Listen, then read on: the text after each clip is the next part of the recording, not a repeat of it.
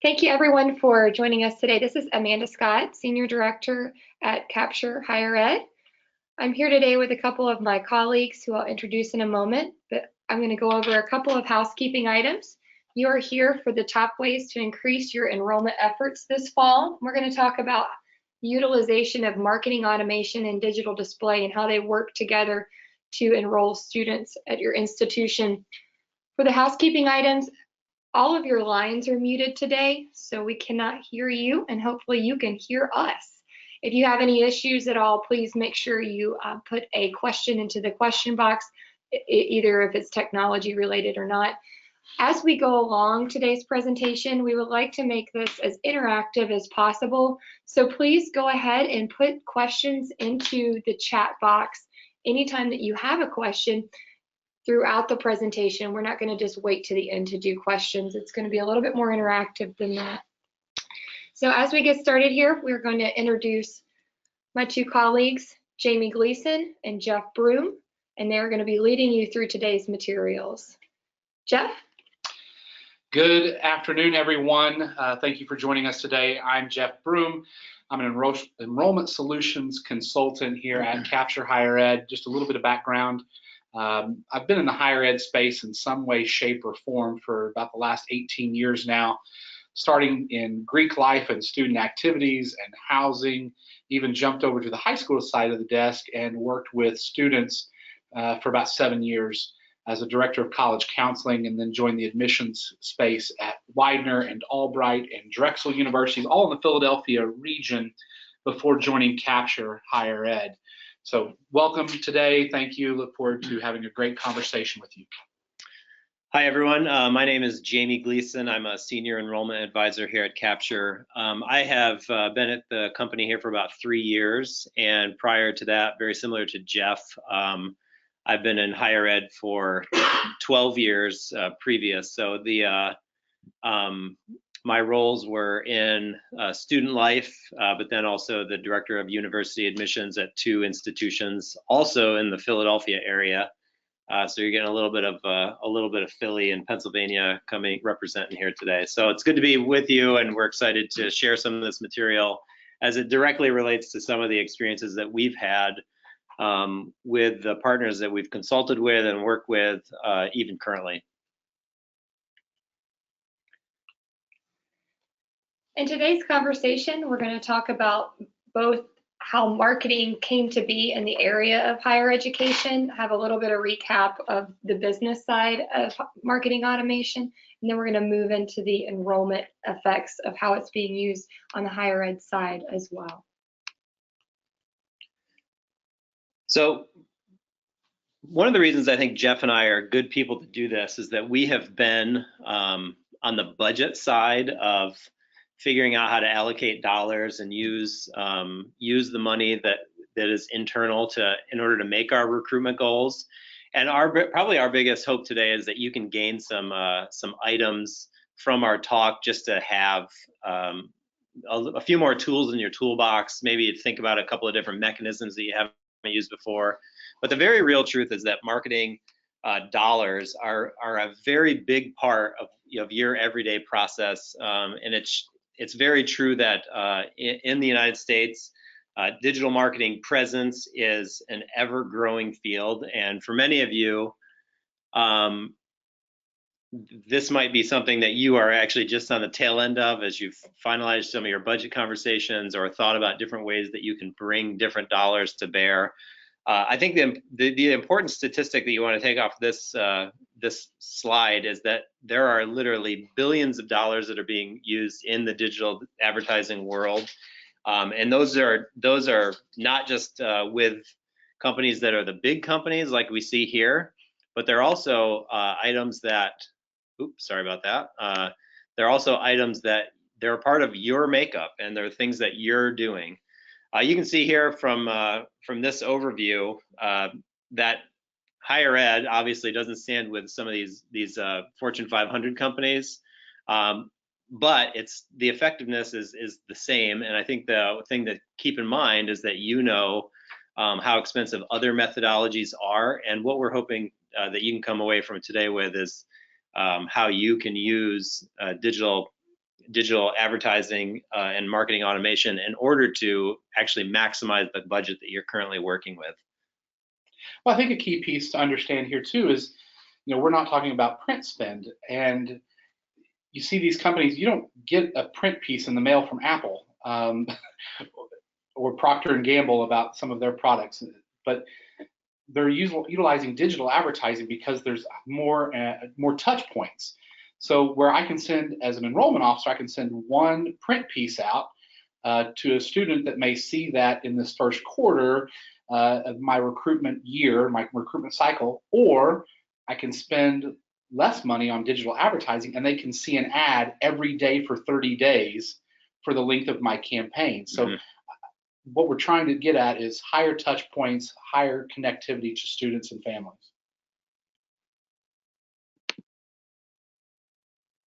Obviously, one of the other things, like Jeff talked about here, with every, I tell this to my wife a lot because she likes to say yes to everything, but with every yes, you have to say a no. And as you're allocating the dollars for your budget, one of the critical considerations that you have to do is understanding what should you be saying yes to and what do you have to say no to. And I think the real opportunities that are really coming forth in the marketplace are those that are in the more digital space. Like Jeff said, the amount of exposure, the ability to track and understand the ROI on specific campaigns, items like that make digital advertising much more metric oriented and also cheaper to use more often. And with that yes comes the no. Understanding that print and radio and television and newspaper are just things that in some cases, not that you throw them away totally, and that's not what we would advocate for, but really understanding how to stratify your audience so that you're getting the most out of the print pieces that you're doing, and that you're also getting a broader level of exposure from the digital pieces that are being developed for your company or for your institution. The four areas that we're going to talk about a little bit more specifically today are really in that bottom box, or in some ways linked to the bottom box here: understanding responsive design, web analytics, and marketing automation, the use of social media, which we kind of bucket into a bigger category called digital display here at Capture. So where are the students and what are they hoping to gain? Where are they at? How can we find them? So basically everything that we're trying to do is point to the website. So obviously if your school doesn't have responsive design on your website, that's step number one. You start there because students are on their phones and we're monitoring that traffic at individual websites. And I can say with utmost assurity that students are absolutely on their phones, and parents we often see coming from desktop or laptop computers. So responsive design, students are searching your institution through their phones. So we want to make sure that that's up to date. It becomes the number one way that students are searching for colleges, to find out if that's even something they're interested in. Are they going to their academics page or major page? Are they looking at your admissions pages? And what pages within your admissions pages are they seeking? So I've seen several websites where the website as a whole is responsive, but when they maybe click down a little bit further into maybe that financial aid page or something within that financial aid page, it's not quite there yet. So then it becomes a little bit cumbersome. And frankly, students want ease of access, ease of use. They want less friction. So if we're not providing them providing them less friction, they will seek another product. They will seek something elsewhere. Yeah, and I think that one of the things that we often have to recognize is that this is not going away. I remember when I first started in higher ed, and Jeff probably has a similar experience. I remember one more veteran staff member said to me, do you think that mobile phones are really going to be the way that students start applying for institutions? Like, he had very significant doubts that was going to be the case. This was 10 years ago, maybe 12 years ago. And I thought to myself, I'm not sure. But I think the statistics really show that this is a technology that's not going away, and in fact is becoming more and more wedded to the process, thus putting the onus on us as professionals to make sure that we're really allocating the dollars toward those tools that are being used. And again, let me just reiterate, and I'll probably say this maybe like 10 times throughout the presentation today. It's not that we're throwing away all of the tools from the old arsenal, the direct mail, maybe even the radio ad. Some of that still might have a place. It just might not be as pronounced of a place in the budget as has been in the past. Probably the next thing that we should do is really just go into some definitions of digital advertising, because this can be this is a very large field with lots of tentacles. I think that even on the capture side, we have a number of different types of digital advertising that we talk about. But I think the ones that we see obviously as major components, even though they might have, they might be different even now than they were in 2016, is that these digital tools are on, the trajectory is growth mode. If you look at this list and look at the ones that are at the bottom of the list that have more red, those are the things that are more, they're actually physical, right? From public relations on down, everything that you see there is actually something that's either physical. I guess radio and television could actually be considered a digital advertisement, but there's obviously a lot longer of a runway to prep things like that. And the items at the top are all taking place on either a mobile or a web-based platform. And those are the ones that have seen the significant 25% growth and items like that. The outlier there, I feel like, is public relations, which I don't exactly know. That's kind of a big, broad topic that could encompass a whole bunch of things. So that might be like the neutral line there in the middle. But I think it's very clear from looking at these statistics that the digital footprint that students are seeing and are part of what they're doing is obviously the area where your spend should be growing. And this just to where's your audience, and this is really focused on adults, but oftentimes we're trying to send messages to adults, to mom and dad and grandma and grandpa, whoever the student may reside with. Even if we're looking at adult and online learning communities, graduate students, folks are spending time online.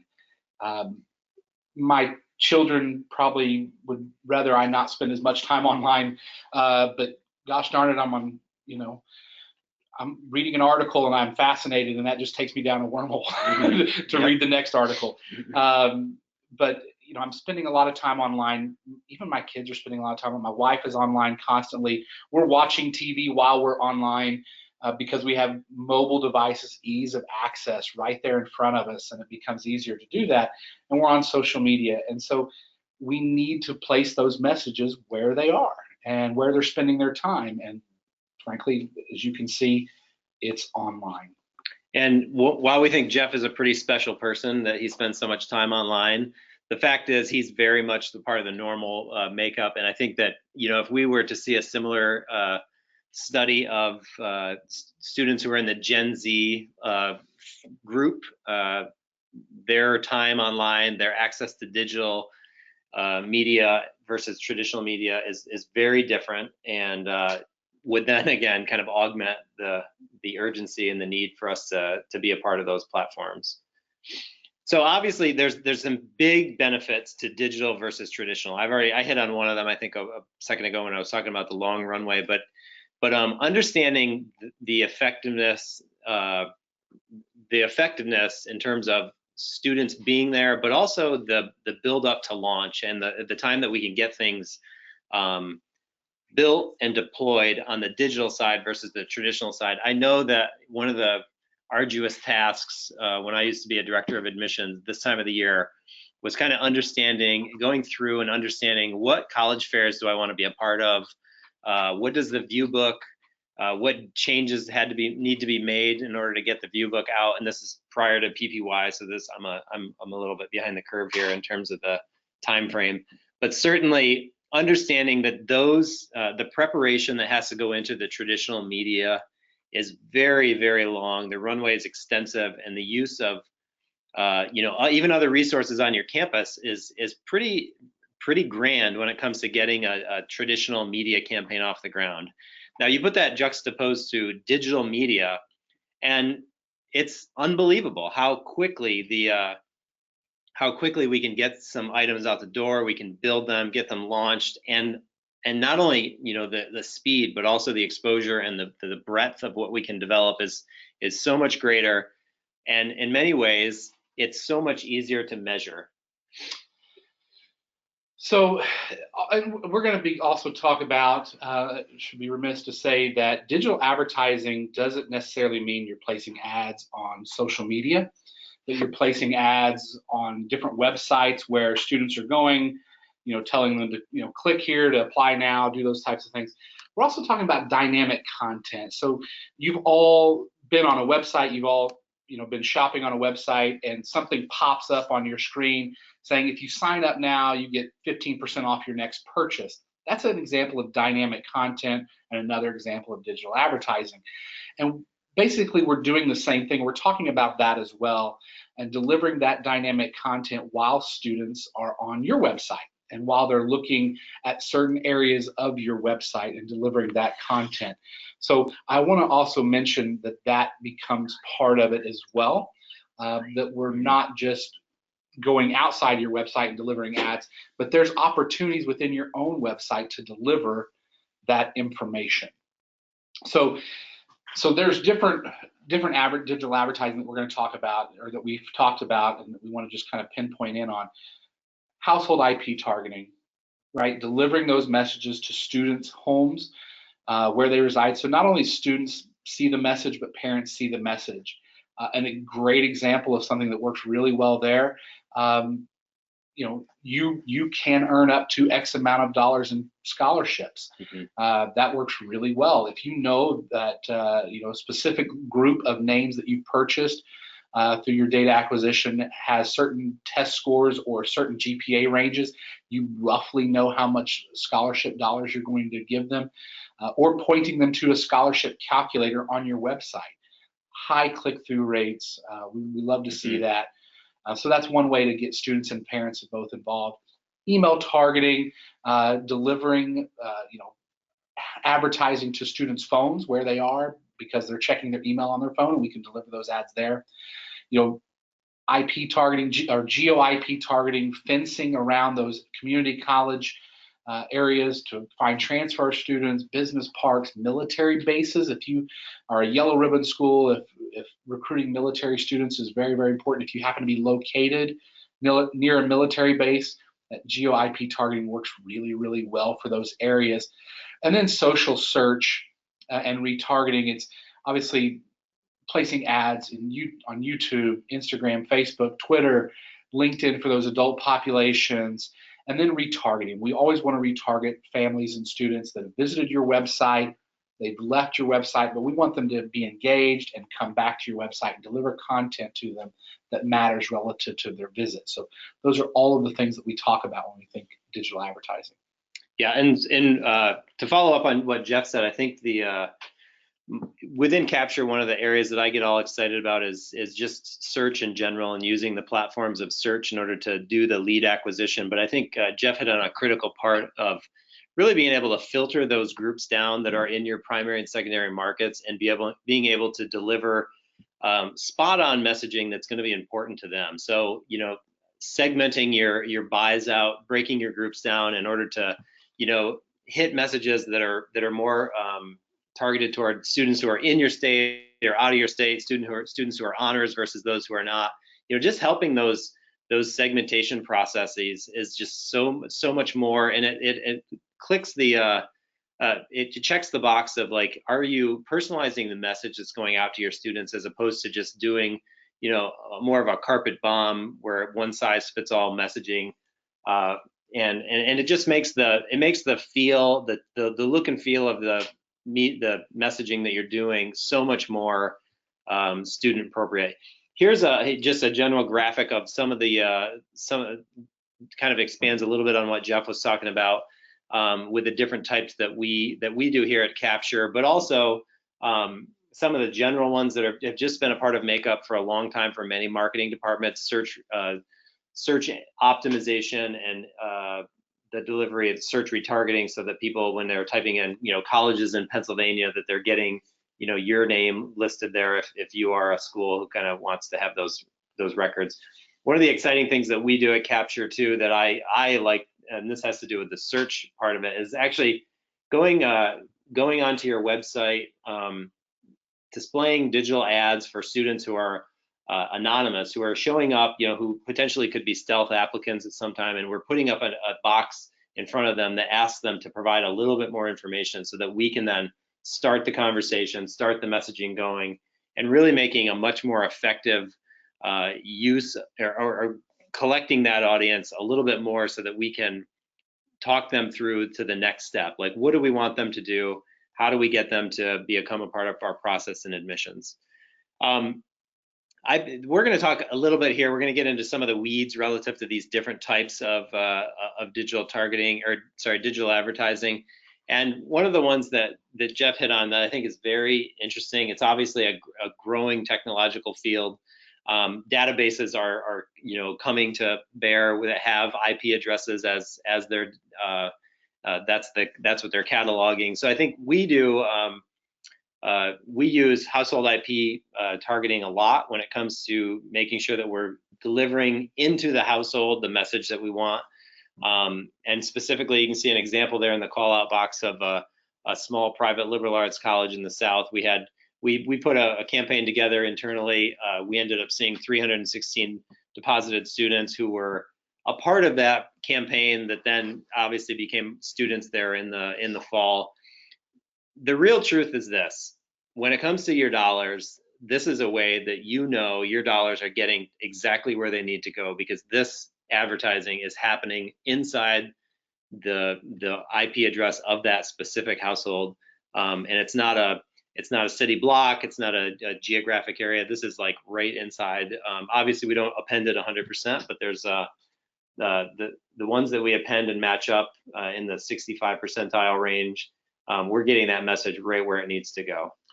And when you think about what it is that you're trying to do, there's ultimately in enrollment 3, obviously, main strategies: brand awareness, there's application generation, and there's yield.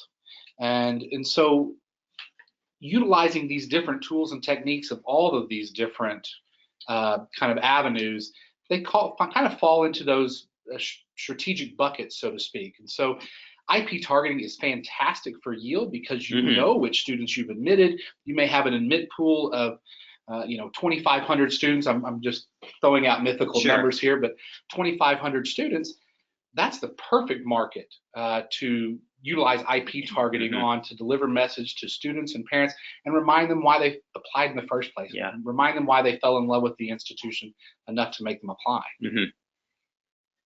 Well, Jeff and Jamie, thank you for explaining digital display types to all of us and how you've used it to target search audiences. At this point, we're going to move on to talk about marketing automation and how that folds into the overall, how it folds together with your digital strategy. But I wanted to remind everyone that we are going to answer questions as we go today. So as we're talking about marketing automation and saying words like behavioral engagement and referencing the tool platform that we use of CBE, when you have questions, just go ahead and ask those in the question line. We're happy to answer them as we go. So this is a very general definition of marketing automation, and I won't read that and insult your intelligence so you can read that. But here's the thing. We're monitoring students, potential students and families, parents, on your website. We're tracking their behavior within your website and delivering content to them, this automated repetitive task. We're delivering content to them based on their behavior, and I'll talk a little bit more about that. But here's the essence of it. You all know that you're tracking every visitor that comes to your campus. If they've signed up for a campus visit or open house, you absolutely know their name, and you've probably even delivered them a inquiry packet. You've delivered them a poll. You've asked them how their time spent on campus was. You've done all of those things. So if we know that students are researching colleges in this way first, in the digital way first on your website, why aren't we tracking them? Why aren't we tracking every visitor to your website and delivering an inquiry packet of information to those students and asking them and talking to them and then treating those students like inquiries, because frankly, they're behaving like that. So if they're on your website, that's the perfect place to begin interacting with students.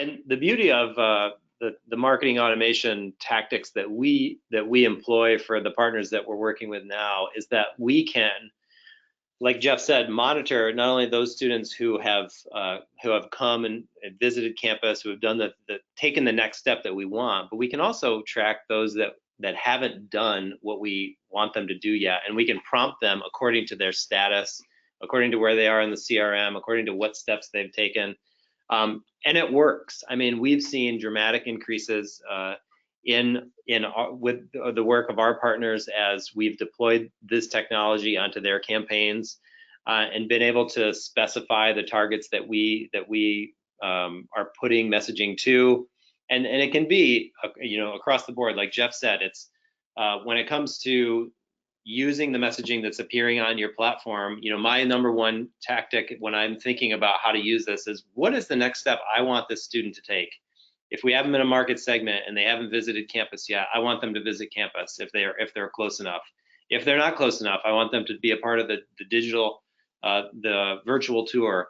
If they haven't started the application, then let's push them to that. And through marketing automation, we can set up filters and different groups, segments, in order to basically push the message onto them that we want them to do, making sure that we're kind of paving the way to that next step, helping to lead them along.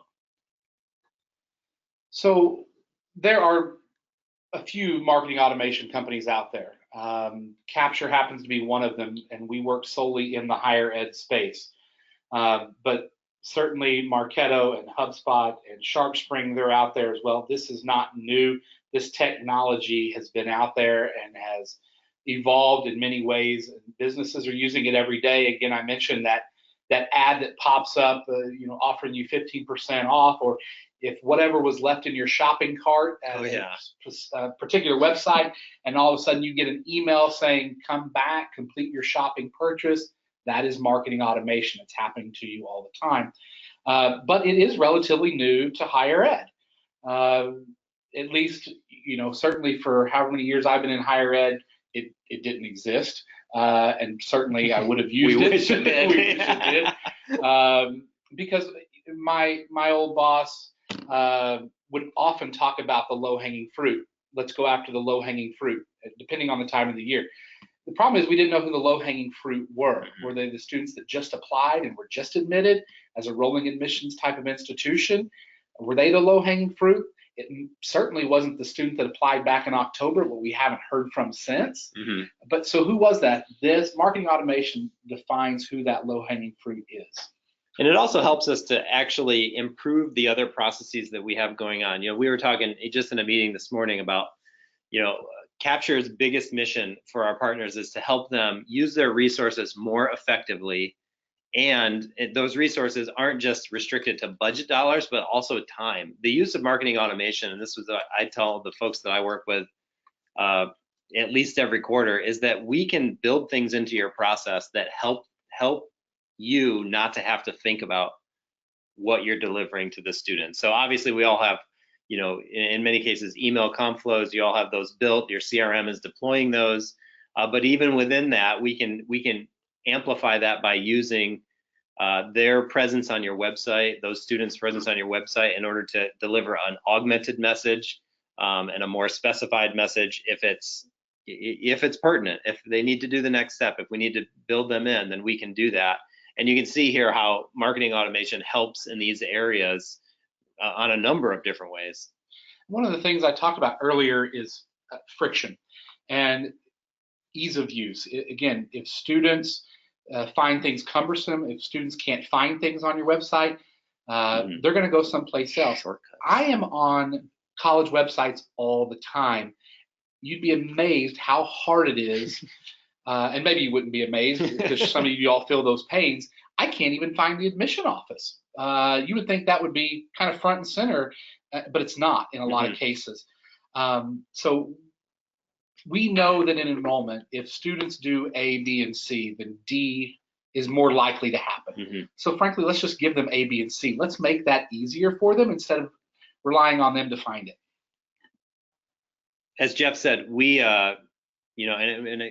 we work with a lot of partners, so a lot of that's going to bleed out of the conversation that we're having here today. But our partners are using marketing automation, the CBE dynamic content platform, in order to deliver messages that are related to these categories. Obviously, campus visits, we all know, Jeff said that if A, B, and C are done, then D is likely to follow. Campus visits for many students is part of the ABCs, and we want to make sure that that's a part of what we're pushing. I often, all websites are not created equal, like Jeff said, and using marketing automation in order to kind of spice up the activity on your website, make it look different, make it look interactive, and also create shortcuts to get students where we need them to go. That is one of our highest priorities. Understanding how to create inquiries for a graduate and online are another big thing that we do. And like I said before, when I was talking about anonymous users, and sorry, I know that that's like capture speak, but basically those students who are on your website who we don't know who they are, we know that they have a registered IP address, but we don't have the name to hook to that. Having micro forms that populate in front of them in order to get them to give us some of that information, to link their name with their IP address and then deliver messaging to them for grad, online, undergrad, is an incredible thing. I actually have a couple partners that I'm working with currently that do that with parents, and also starting a campaign that's on a beta for guidance counselors in order to get counselors to say, hey, I can get more information. I can become a little bit of a follower, if you will, of the school by doing this. So they're filling out those micro forms. And another area we're playing in, and we're seeing some of the results there, is in the advancement space. For advancement offices, we know that they're looking at two things when we think about giving and plan giving. There's affinity and there's capacity. And oftentimes the university knows our capacity as alumni, but they don't know our affinity to the institution. And so what if we could give them that affinity? What if we showed them the affinity for the institution so that our advancement officers can reach out to those alumni who are more likely to give? So this is a list that has a timestamp on it, because one of the things that Capture fancies itself as is a company that likes to be on the move, and we like to introduce new technology. So of the types of dynamic content that we use currently, and sorry, dynamic content is an internal language that we use that basically describes what items are we deploying on your website, like what pieces of marketing automation are being deployed in your website space in order to push a student to the next level. Now, the only outlier from this one is anything that has the word email in it. The triggered email is obviously, it's something that we deploy to the inbox of the student, but it's based on website activity. So these are responsive elements where if a student is coming to your site, if a parent's coming to your site, or if the audience that you want is coming to your site, we're delivering these items to them. We're helping to create the best digital experience they can have in order to get them, again, to move to that next step. And something that's not on there, only because it's a little time-based, but is triggered text messaging. Yep. And that we can deliver triggered text messaging based on that behavior as well. So if a student, let's give an example. Yeah, like let's say we're at in April, when you're having your junior open house, you have a student who's in your junior campaign, and they have not visited campus yet. They go to your website. We can trigger a text out to them, says, hey, and it's actually a message that's coming from the staff member that will be working directly with them. It says, we're really excited that you're taking a look at us. We'd love to have you on campus for the upcoming open house. Text me back and let me know if I can put you down as a if I can email you the registration link or something like that. So it's a very seamless process. It happens automatically. We build it up. There's an internal process that we do, but it basically helps us to get that student on the registration list for that next event, and starts that conversation. Thank you for talking about marketing automation and explaining what that is. We do use a lot of jargon, like any industry. We use acronyms for things, and so now we're going to show you what everything looks like, what progressive identification looks like, etc. So we're going to move into showing you what has worked for the University of Tennessee, who is a partner of Captures, as well as Drew University, both in the undergrad and grad spaces, and show you some examples of their work and examples of the results that they've seen with pairing together marketing automation, what we call behavioral engagement at Capture, with the digital display technologies together. And again, remind you, we aren't going to leave a lot of time at the end for questions. So if you have any questions, go ahead and shoot them over to us as we go. So what you see on your screen now, this one I absolutely love. This University of Tennessee, basically any student that visited the admission page, or put I say anonymous visitor, we didn't know who they were at the time, visited the admission page, we simply popped up a form. We took over their screen and we just simply asked them who they were. We'd like to get to know you a little bit better. Are you a freshman, transfer, graduate? Who are you? So we can deliver more dynamic content to you, stuff that's relevant to your start term and to the information that you're providing us.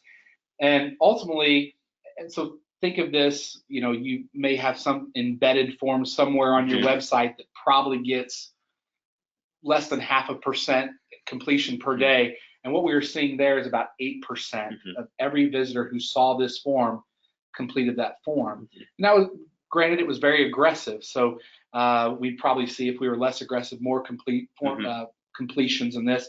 But 75% of every person that filled out this form was an organic inquiry. They weren't in their search by, they weren't in their database in any way, shape, or form. And so this becomes a source of lead generation for the institution. And I'm most excited about that as we think about students who are truly engaged, want more information. And frankly, these are your stealth applicants. Right.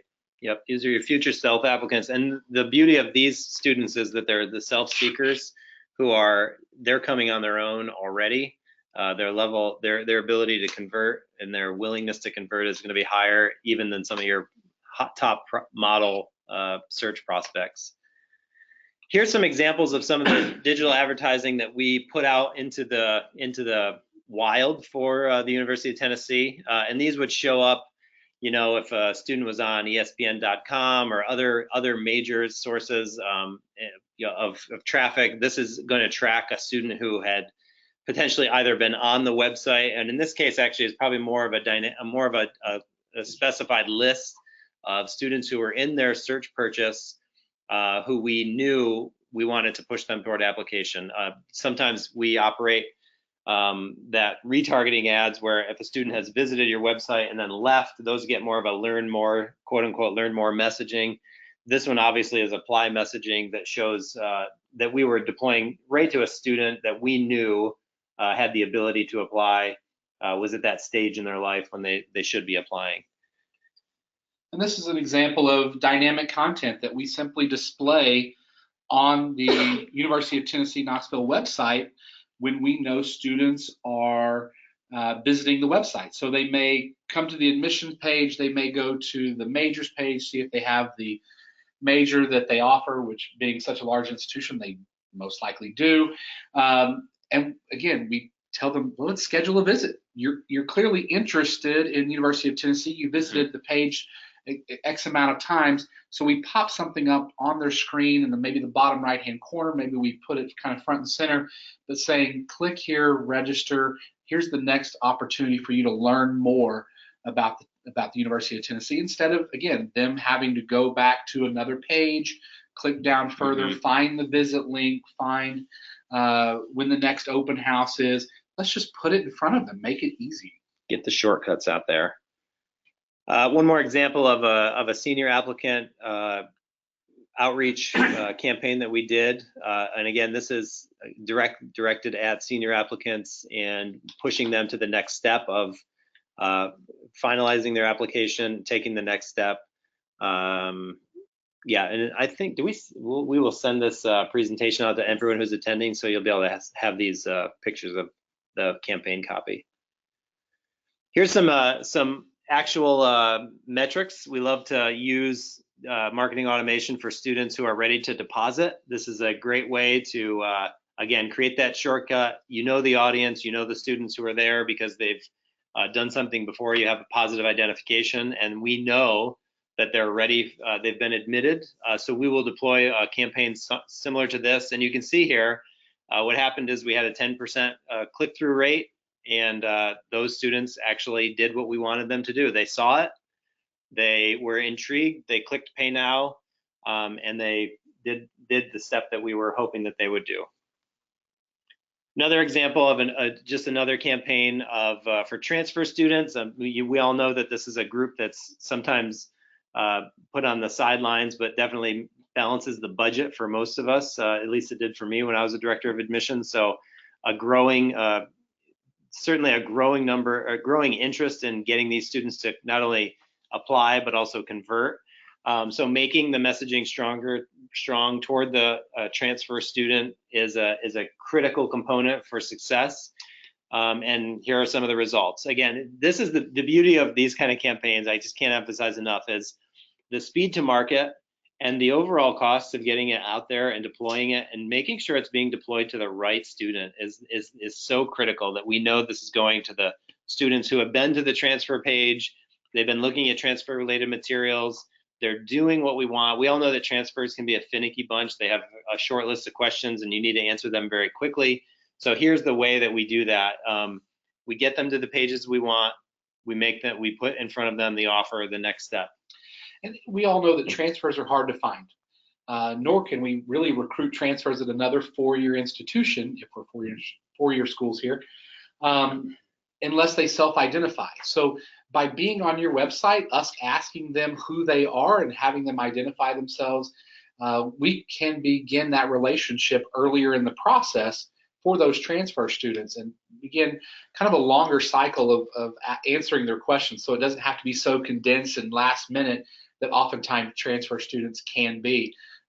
So delivering these notifications to transfer students is a great way to get them engaged and recruit them. So probably some of you are by this point wondering, like, well, what does this tracking look like? How do we keep track of it? What would we see on the capture side? So here's just a general overview of one of the dashboards of our Engage platform, where we can actually see, here's the timeline of when this campaign was live. What you're not seeing here below this from our viewpoint would be the actual list of what students are actually coming through, and how is that, where are they visiting, what are the attributes that they have. So if their enrollment year is this or that, like what are we seeing from them? This is our view, and then you can see on the right hand side the total number of visitors that we've seen, and this is in a certain period of time, and just a lot of details that we can see relative to the campaign. In like manner, we also track those visitors that are just coming to the website. So the previous slide was the campaign itself, that how is the digital display, whether that's a retargeting campaign or a household IP. This is a report that shows how many visitors did we have on our website last night in the 24-hour period.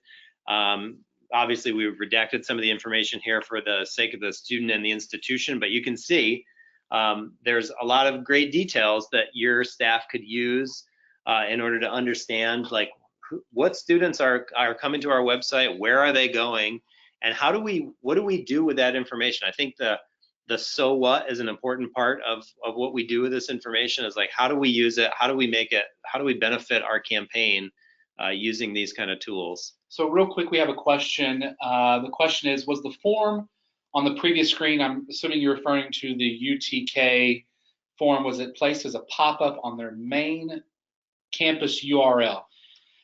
Typically, it really depends on the institution, but most institutions don't love for their main URL page to have something pop up. So strategically, we talk about, when we partner with an institution, what pages are safe. Yeah, what can we do that? So we often will place these on maybe academic pages, athletic pages. Certainly the admissions domain is a big target area.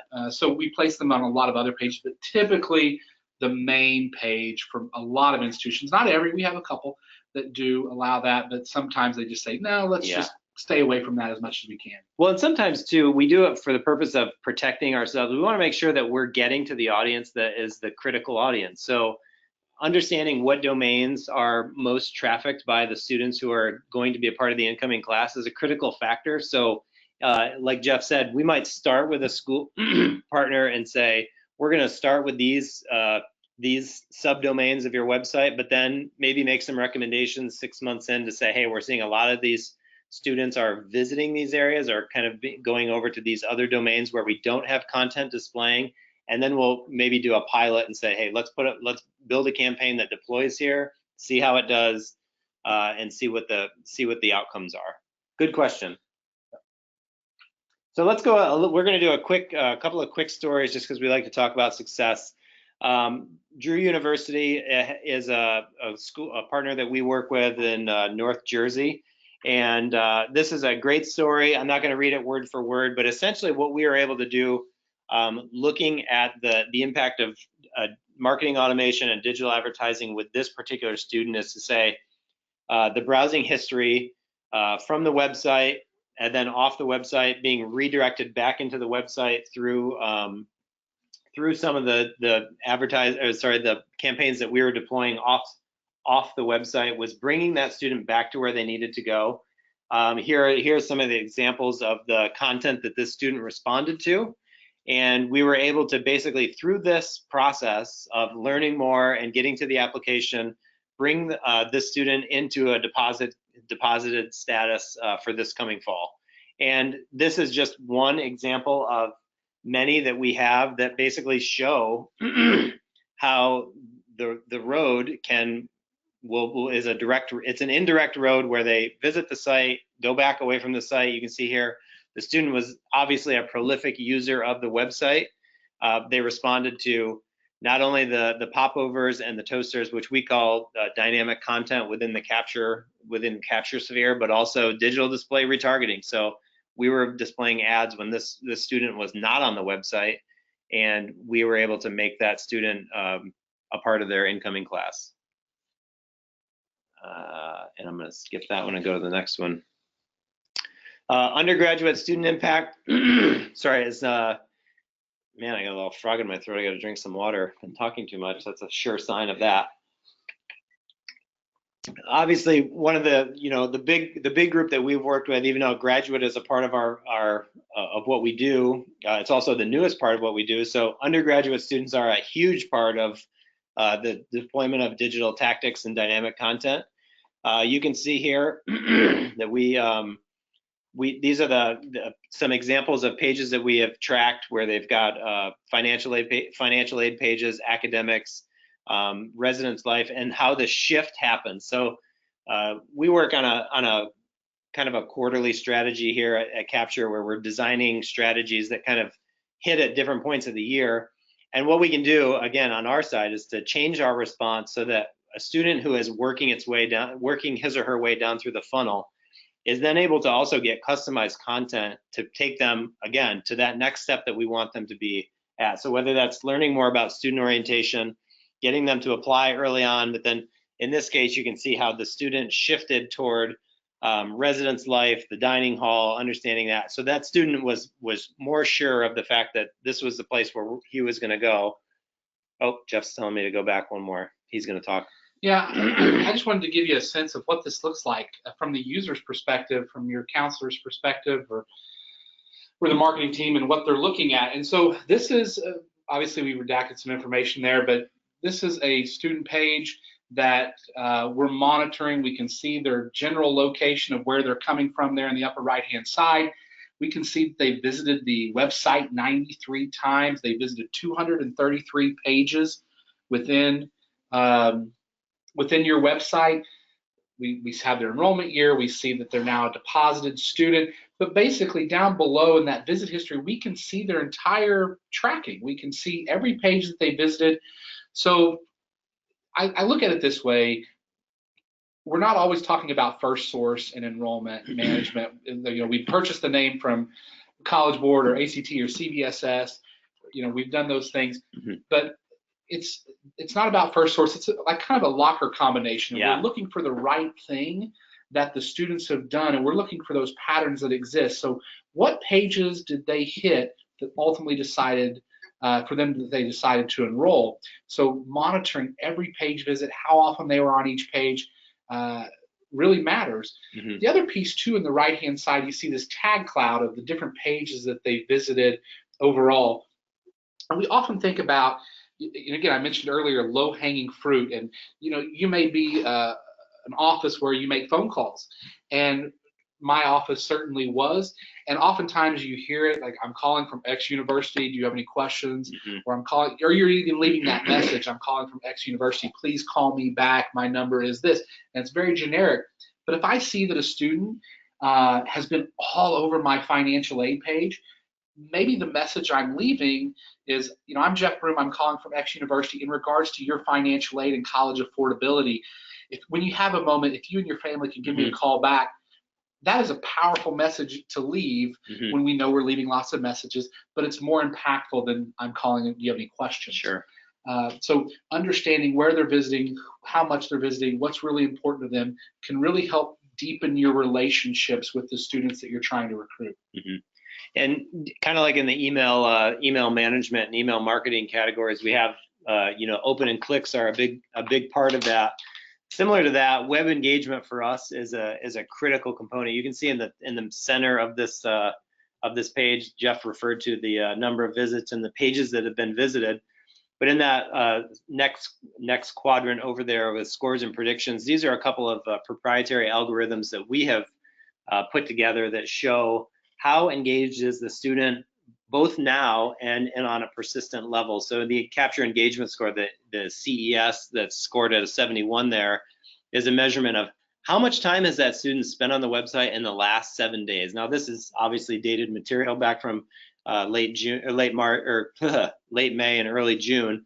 However, we can take a snapshot of your audience in the last 24 hours or in the last 7 days and understand who's still looking, even now as we're at the end of the cycle, where some institutions are still kind of horse trading for those final students to come back, come in and watching the melt. You can understand who's there, who's looking up things, and how do I get in front of their questions, like Jeff said.